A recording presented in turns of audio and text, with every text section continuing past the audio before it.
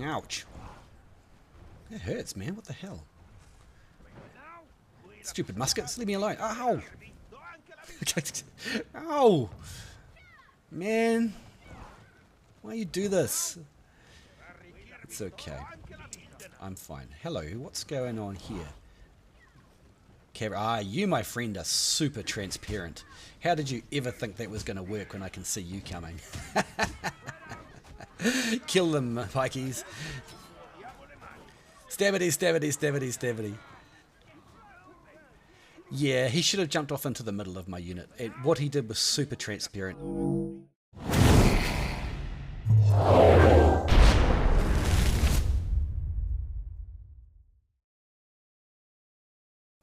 Hey boys and girls, it's KnightStalker here. Welcome along today to Harbour City Siege. Check it out, it's a ranked battle, man. Let's see how we're going to do today.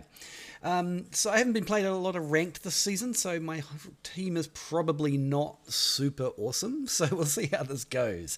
We're going to take the Martellatori because not enough people take a lot of peasants sometimes in ranked because, well, yeah, ranked is not as bad as free battle. Nobody takes peasants then.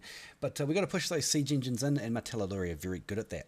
Harbour City has many open areas inside the map, so we're going to take two units of pikes.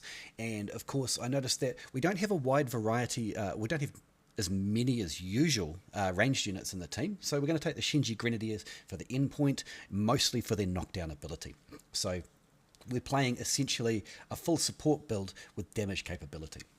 So let's see how we go. Check it out. So I'm going to do my classic start here for Harbour City. We're going to... No. Standard start involves me doing that, not that. So we're going to jump up here. We're going to take our purple tier culverin. We're going to nuke these two particular sets of artillery, because the biggest hold up on this map is the number of artillery on the wall here smashing apart our siege engines and things like that. So... one down, or three down. See if we can get him in one shot. That's good, 4 down. Who is shooting at my peasants? All is going well, 5 down.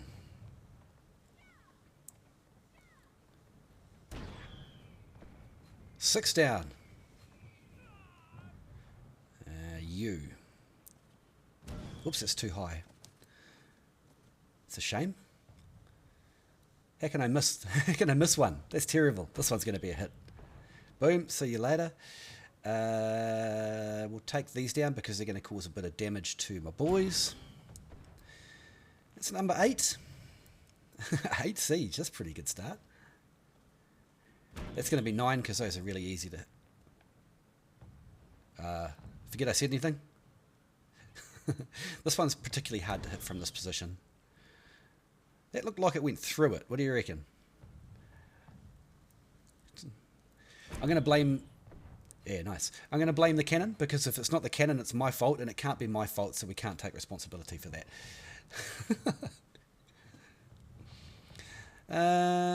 What shots have we got?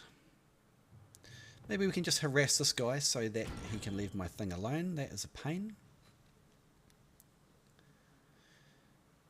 Doing a lot of damage to my Martellatori, putting my score up.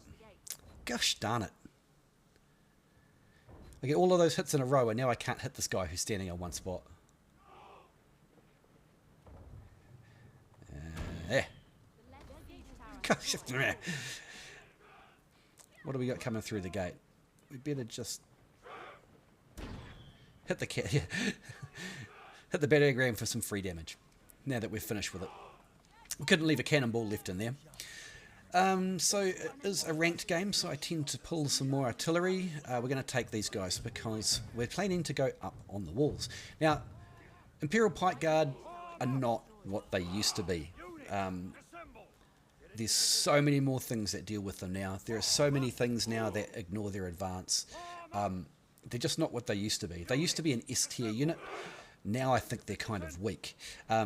The main problem with that is their cooldown is not like a modern unit. It's so long, 50 seconds I think it is. So you typically get to use this unit just once. I have a run and a charge on this unit so that I can get it into position quickly when needed. The number 2 ability on this unit pushes the whole unit forward and crushes everything in front of them. The number 1 is a brace. Brace is terrible. The brace on this unit is utterly terrible. It's only used for keeping them pinned in place. By the way, don't treb in front of siege towers. You'll only ever hit your own people. Suppose we can contribute something here. Handy flamethrowers. Now, do you see I take them out of the circle formation and put them in the wide one? The circle formation I only typically use for moving them around and keeping them safe. This is the best formation for using the advance, and we must time it correctly. When you use this unit, you must be patient.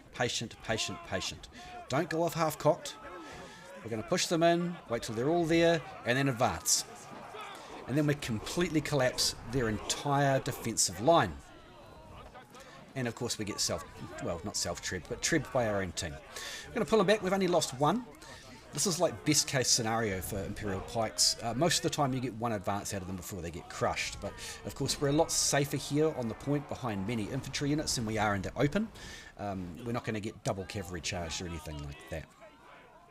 It's also very easy to bait out their charge. Their advance. And only lose 1 or 2 cavalry, or potentially none. So I just don't think this unit is what it used to be. And I rated this unit weak in my recent tier list, and oh man, it was the number 1 thing that people had a problem with, I tell you that. Some people are still holding on to this idea that they're the top tier S tier Pike. They're just not. Modau fill the gap so much better now. You're better to spend the extra leadership money, whatever, and very much take the Modau if you can. The Fortebraccios I also find better because they're multi-role. But hey, we're going to get more than 1 advance out of them today, so let's make that happen. We'll just be very cautious. This unit is a lot more vulnerable than you might think. The advance is not invulnerable anymore. Look at all this health we're healing back. That's fantastic. It's a good day to be a longsword. So we just want to watch the back. It's very, very easy to get back charged here. But we can see on the map, you can see our little guy running up the middle. He's giving us full vision, so we know that we're safe to push him. Better just enlarge that too. So, we've got some silly dars here. Problem with these guys is they're super slow. I don't think we're going to get a chance to really do much more damage. So we might just hold the advance, because you get to do it once typically. We've got to do once already, so we already lived beyond our life expectancy.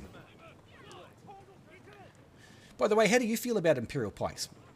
Maybe you could tell me how you feel about Imperial Pikes in the comments below, because man, so many people didn't like that I rated them weak, and hey man, maybe I'm wrong. What's your opinion? Now, we've got complete domination of map control, so we're going to switch into the muskets already, the Shenjis. It's amazing. Look, we have total map domination. I'm not quite sure why that is, what the enemy team's doing.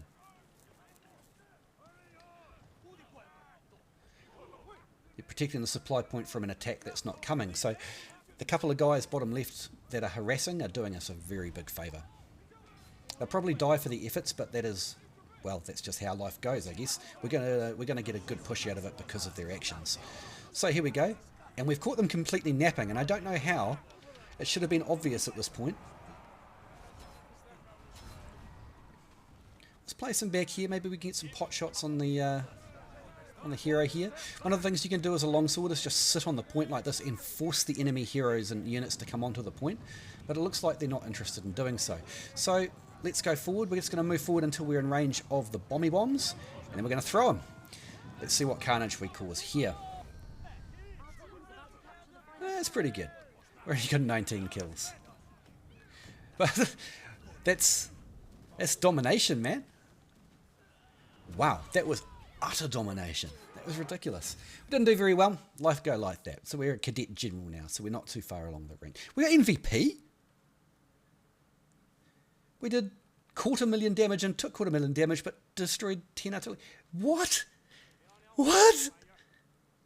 The Shenji's got 20 kills right in the very last 30 seconds of the match. What? What is going on here? We didn't even do 250,000 damage. I'd hit nothing with my longsword. These guys did far better than me. Why have I topped it out? It must have been those 10 artillery. Look at this. The guy was, they were man down, unfortunately. So That is the weirdest rank battle, or the weirdest MVP ever. That's just 22 kills with my units, and 20 of them were in the last 30 seconds. I don't believe that. Oh well, boys and girls, I hope you learned something new, or you just enjoyed the battle. Thanks for coming to my weirdest MVP ever.